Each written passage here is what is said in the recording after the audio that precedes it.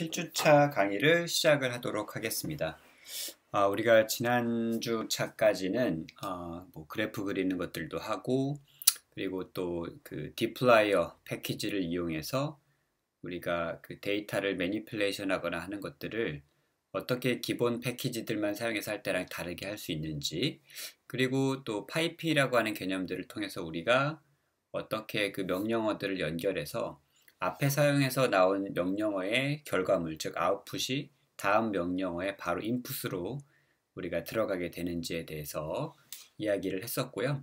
오늘부터는 조금 그 궤를 달리해서 우리가 이 간단하게 우리가 그 통계적인 분석들을 하거나 또는 그 선형회귀 모델 같은 것들을 만들어서 데이터를 분석하는 것에 대해서 좀 살펴보고자 합니다. 먼저 제가 자료로 드리는 PDF 파일 한번 보시면, 여기 저도 열어놨는데요. 이렇게 7강으로 선형회귀 및 다중회귀 분석의 기초라고 되어 있습니다. 그래서 우리가 7주차까지는 이런 선형회귀라든지 뭐 다중회귀라든지 이런 것들이 낯선 분들도 있겠지만 이런 내용들을 제가 좀 분석에 대한 것들을 강의를 하려고 하고요. 아마 8주차가 되면은 우리가 중간고사 기간이 될 거고, 그리고 9주차가 되면은 우리가 앞에서 계속 여러 번 나오긴 했는데 한 2번인가 3번 정도 나왔을 겁니다.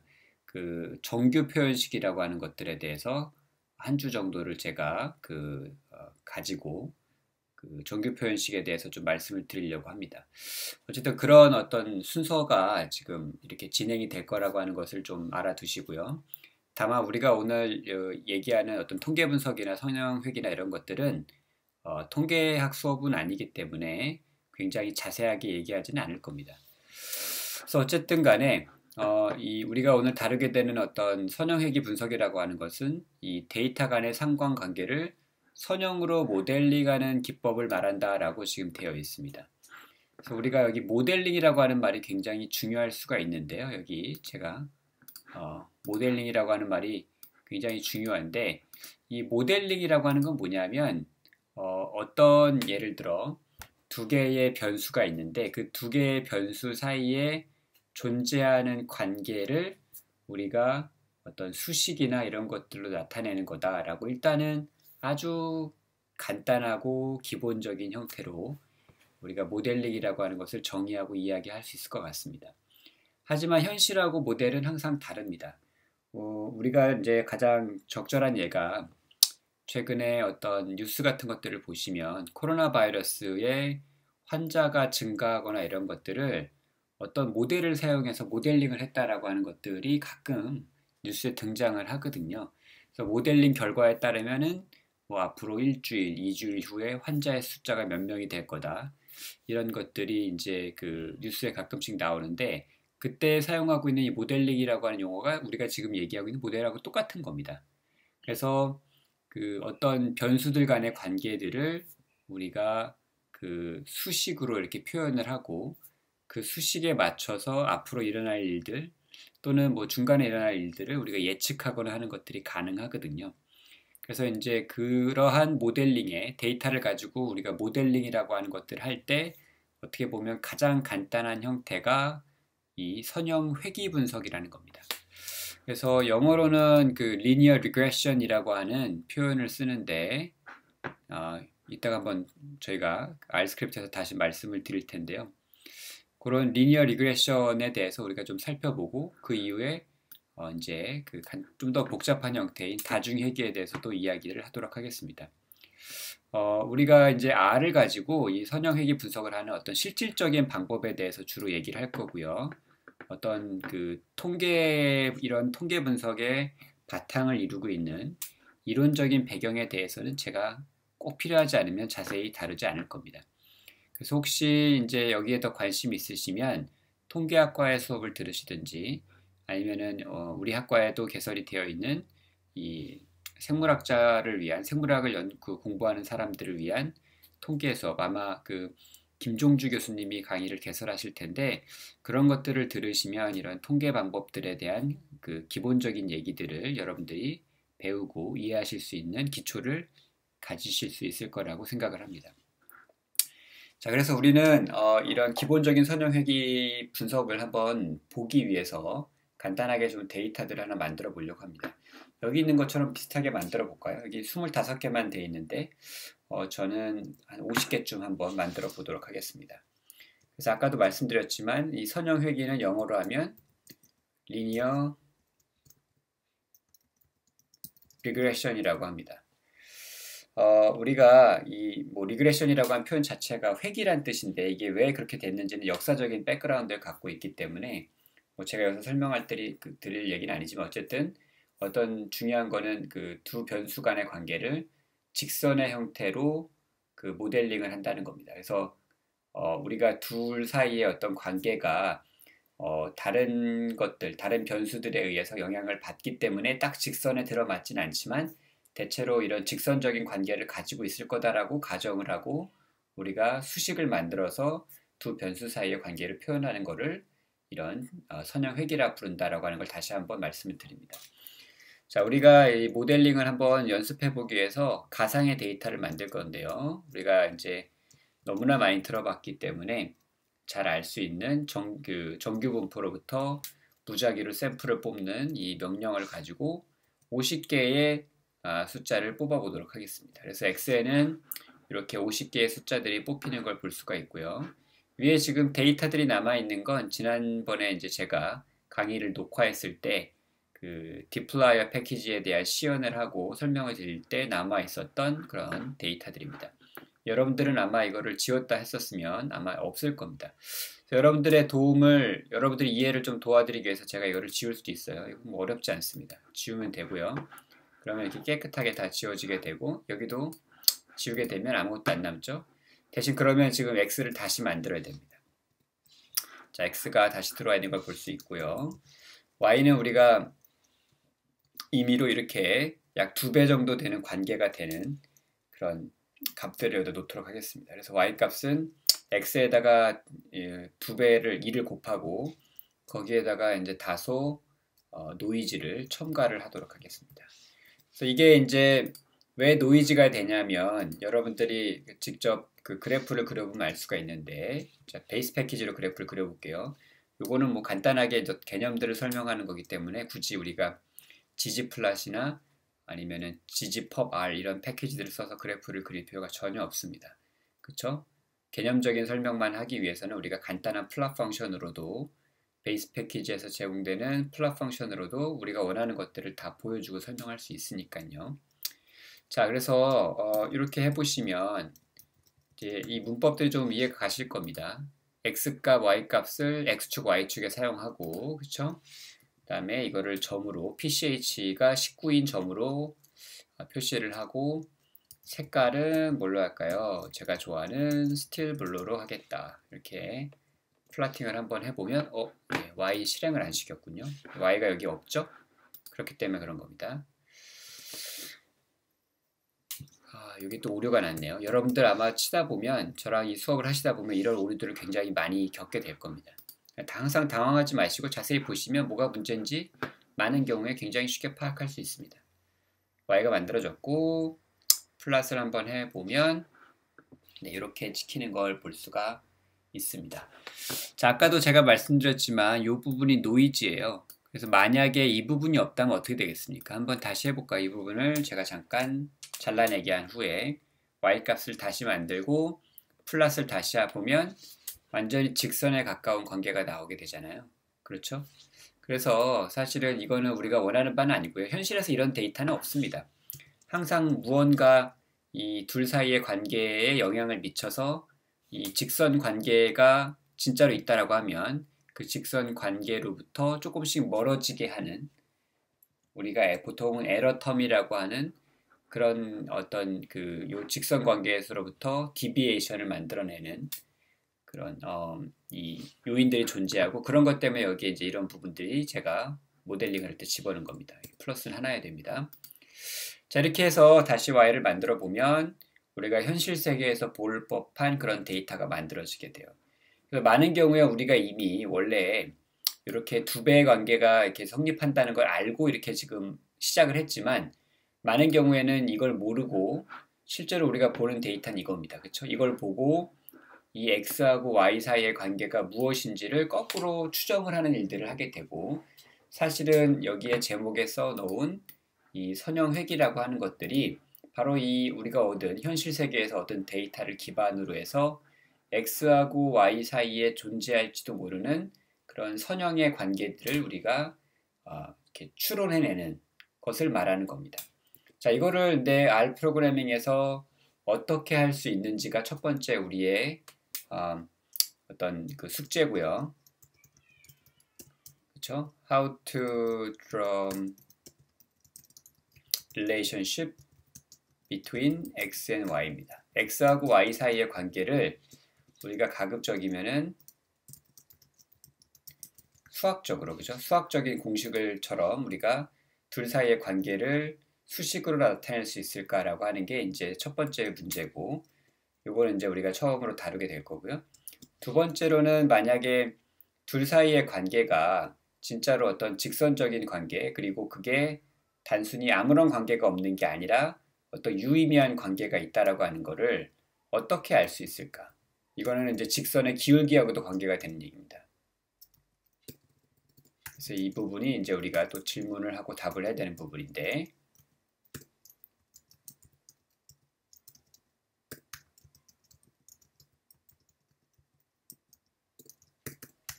이 x하고 y 사이의 이 관계라고 하는 게 얼마만큼 이게 유의미한 것인가 라고 하는 것을 물어봐야 됩니다. 자, 이거는 왜 그러냐면 사실은 우리가 이 둘 사이에 이미 유의미한 2배쯤 증가하는 x 값에 비해서 y 값에서는 2배쯤 증가하는 유의미한 관계가 있다라고 하는 것을 가정을 하고 이미 시작을 했지만, 실제 있어서는 그렇지 않은 경우가 많다고 했잖아요. 그렇죠? 그래서 보시면 이렇게 비슷하게 한번 만들어 볼게요.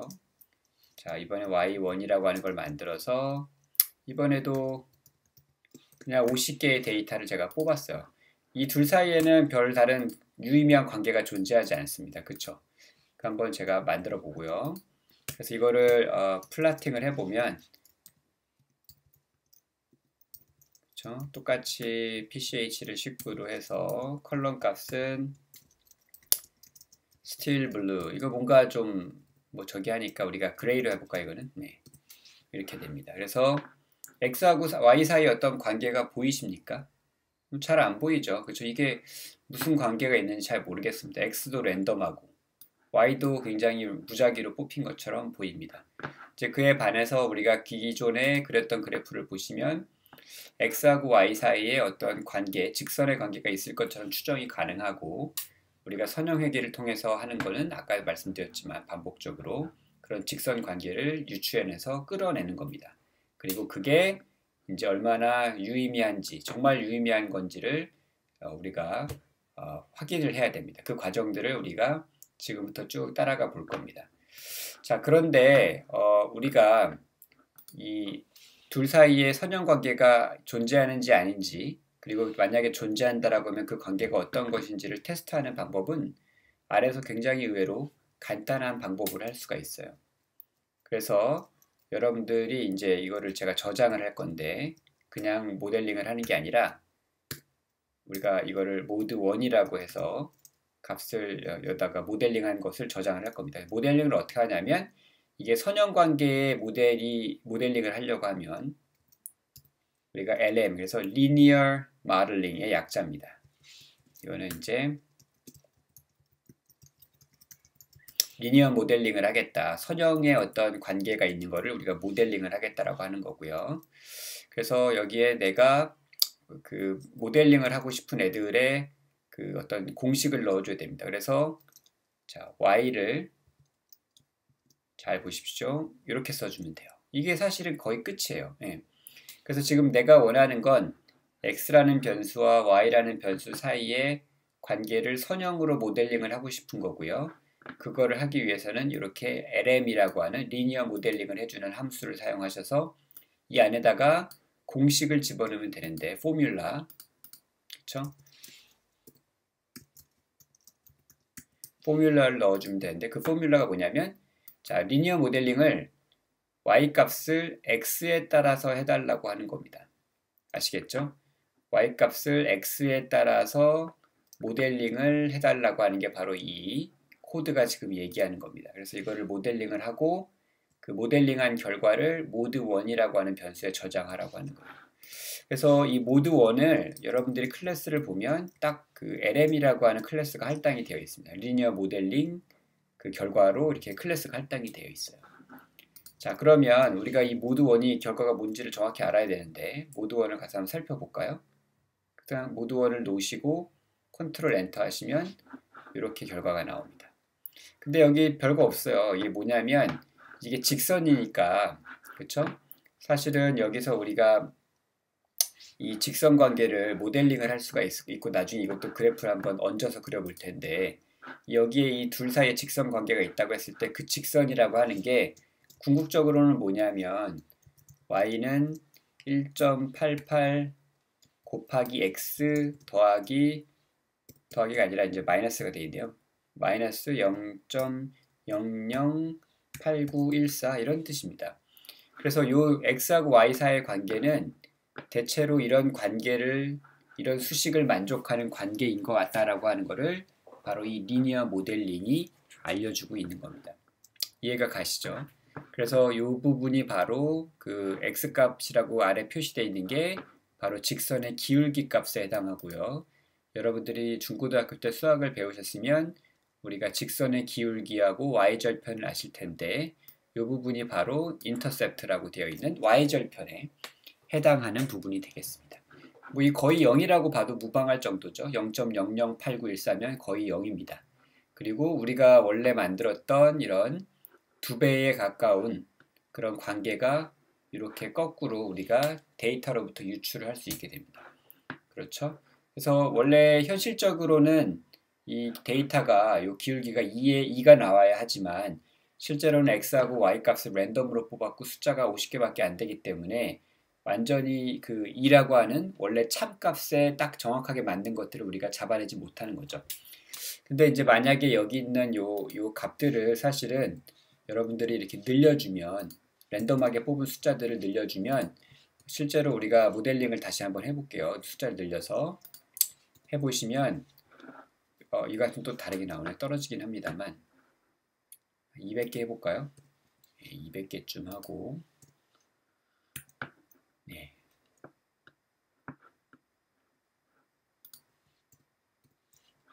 네, 뭐 숫자가 크게 변하진 않는데 아마 요 부분이 텀이 커져서 그럴 겁니다. 그래서 얘를 사실은 조금 우리가 줄여줄 수, 톤다운을 할 수 있으면 예를 들어 2배로 나눠주면 어떻게 될까요? 한번 해보겠습니다. 그러면은 얘네들이 위아래로 왔다 갔다 하는 것들이 줄어들면서 사실은 기울기 값이 2에 가깝게 나오게 됩니다. 자, 이해가 가시죠? 우리가 이런 넣어준 에러 텀이 커지면 사실은 이 기울기 값이 실제 값인 2에서부터 멀어지게 되고 이 에러 값을 줄여주게 되면 2에 가까워지게 되는 걸 볼 수가 있어요. 자, 어쨌든 이렇고 그 다음에 이제 우리가 또 관심을 가지고 있는 부분은 이 관계가 어디 갔습니까? 예, 처음에 1.88이라고 했는데 이걸 다시 우리가 50으로 해서 가도록 하겠습니다. 원래 값으로 돌아가 보고요. 논의를 위해서 다시 우리가 실행을 시켜서 모델을 만들고 어디면 다 이번엔 또 줄었죠. 왜냐하면 여기에 그 x하고 y를 우리가 랜덤하게 뽑았기 때문에 그때그때 우리가 이걸 실행시킬 때마다 결과가 달라질 수 있습니다. 사실은 이거를 막고 싶으면 여러분들이 setseed라고 하는 용어를 써서 아무거나 치시면 돼요. 1, 2, 3, 7, 8 뭐 이렇게 해가지고 아무거나 치겠습니다. 이렇게 해놓고 이렇게 하면은 사실 R 프로그래밍이 랜덤으로 숫자를 뽑는데 어떤 고정된 식으로만 뽑기 때문에 마찬가지로 네, 이렇게 했을 때 이 값을 이제 고정적으로 얻을 수가 있어요. 그래서 지금 보시면 랜덤하게 한다고 했지만 setseed를 해놨기 때문에 제가 아마 이거를 다시 실행을 해도 값이 변하게 나오네요. setseed를 실행 안 해서 그렇습니다. setseed를 했기 때문에 아마 크게 달라지지 않게 나와야 됩니다. 네, 그쵸? 이제 크게 변하지 않는 걸 볼 수가 있어요. 어쨌든 우리가 이 관계 있잖아요. 지금 여기서 1.92라고 나와 있는데 이 관계가 정말 이게 유의미하게 관계가 있는 게 맞냐? 이 그림을 보면 진짜 x가 증가할 때 y값이 증가하는 것처럼 보이니까 둘 사이에 이런 관계가 진짜 존재하는 것처럼 보이고 실제로도 그렇죠. 왜냐하면 우리가 그 데이터를 그렇게 만들어 버렸으니까. 근데 이제 실제로 우리가 현실에서 데이터를 봤을 때 다른 사람들한테 얘기할 때 그냥 여러분들이 여기에 기울기가 1.8, 뭐 9가 나왔어요 라고 얘기하는 거 말고 이게 진짜로 유의미하다라고 하는 거를 어떻게 보여줄 수 있느냐가 문제입니다. 왜냐하면 아까도 말씀드렸지만 이 부분이 예를 들어서 이렇게 2배가 커지면 그쵸? y값을 가지고 다시 해보겠습니다. 그러면 여기 2라는 값이 나오긴 하지만 우리가 그래프를 그려보면 위아래로 이렇게 많이 출렁거릴 거거든요. 보시죠? 그래서 이 경우도 지금 기울기는 2에 가깝지만 어떻죠? 실제로는 데이터들이 우리가 여기에 그릴 수 있는 가상의 선으로부터 위아래로 많이 벌어지는 걸 볼 수가 있잖아요. 근데 오히려 아까 전에 그렸던 그래프는 사실은 기울기는 1.9로 2에서 좀 더 멀지만 얘네들은 여기 우리가 가상으로 그릴 수 있는 그래프의 직선의 그 직선으로부터 떨어져 있는 거리들이 별로 이렇게 되지 않는 걸 볼 수가 있죠. 어느 게 더 믿을 수 있는 겁니까? 저 같은 경우는 이게 더 믿을 수 있는 거라고 생각을 합니다. 그렇죠? 이렇게 막 퍼져 있는 것보다 우리가 직선 관계가 둘 사이에 있다라고 했을 때 어느 직선 관계가 더 강해 보이냐를 우리가 물어본다라고 하면 요 데이터셋의 직선 관계가 훨씬 더 믿음직하다라고 우리가 생각할 수 있는 거죠. 그거를 어떻게 표현할 수 있느냐가 바로 이 질문이고요. 이거는 우리가 따로 뭘 분석하지 않고요. 이렇게 썸머리라고 하는 함수를 써서 이렇게 우리가 만들었던 모델에 어떤 값을 자세한 값을 알려달라고 하면 됩니다. 이거를 실행을 해보시면 이렇게 나와요. 아까랑은 뭐가 다르죠?